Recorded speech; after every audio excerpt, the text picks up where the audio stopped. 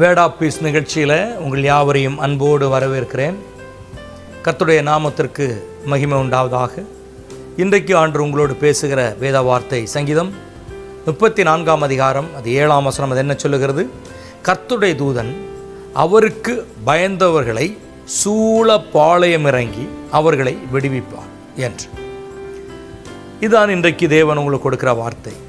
கர்த்தருக்கு பயந்திருக்கிறவர்கள் மேலே அவருடைய தூதன் ஒருத்தர் சூழ பாளையம் இறங்குகிறார்.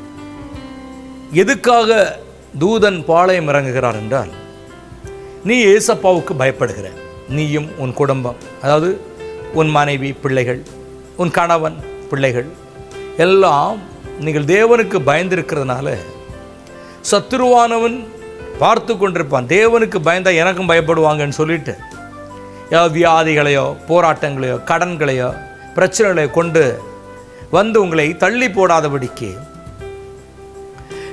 உங்களை பலப்படுத்தும்படி, தைரியப்படுத்தும்படி, உங்களை விடுவிக்கும்படி, உங்களை காப்பாற்றும்படி அது தூதனானவன் அப்படியாய் பாளையம் இறங்குகிறான். நீ தேவனுக்கு பயப்படுதலே ஞானத்தின் ஆரம்பம். ஆண்டு பயப்படுதல் உனக்கு ஆசீர்வாதத்தை கொண்டு வரும். ஆகையினாலே பிசாசும் அதை எதிர்பார்க்கிறது நியாயமான காரியம் தானால் அது தவறு. பிசாசுக்கு நீங்கள் பயப்படக்கூடாது. அதில் உங்களை சேதப்படுத்தாதபடிக்கு, பிசாசானவன் சத்துருவானவன் சேதப்படுத்தாதபடிக்கு தூதர்கள் சூழ பாளையம் இறங்குகிறார். இன்று தேவ ஆவியானவர் உங்களை, உங்கள் குடும்பத்தை சுற்றிலும் சூழ பாளையம் இறங்குவாராக. நான் பிரார்த்தனை செய்ய போகிறேன்.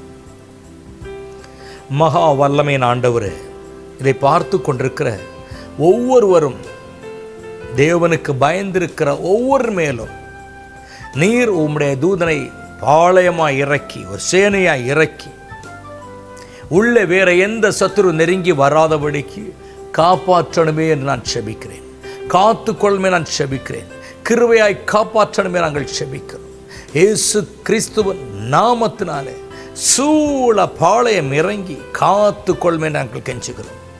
இதை பார்க்கிற ஒவ்வொரு மேலும் உம்முடைய மகா பெரிய வல்லமை இறங்கணுமே நான் செபிக்கிறேன். அப்பா, நான் செபிக்கும் பொழுது உம்முடைய ஜீவ பிரசன்னம் இவர்களை தாங்கணுமே நான் செபிக்கிறேன். அப்பா, கெஞ்சுகிறேன் சுவாமி, தயவு செய்து இவர்களையும் இவர்கள் குடும்பங்களையும் நீர் காத்து வழி நடத்தணும் என்று கெஞ்சுகிறேன். அப்பா, எந்த சத்துருவும் வந்து குடும்பத்தில் இடைஞ்சல் உண்டு பண்ணாதபடிக்கு ஆவியாண்ட மகா பெரிய வல்லமை தாங்கணுமே நான் செபிக்கிறேன். உம்முடைய உன்னத கரத்தில் இந்த நாளை ஒப்புக் கொடுக்கிறேன். நீர் ஆசீர்வதியும். இயேசுவின் நாமத்தில் ஜெபிக்கிற நல்ல பிதாவே. ஆமென், ஆமென். God bless you. God bless you.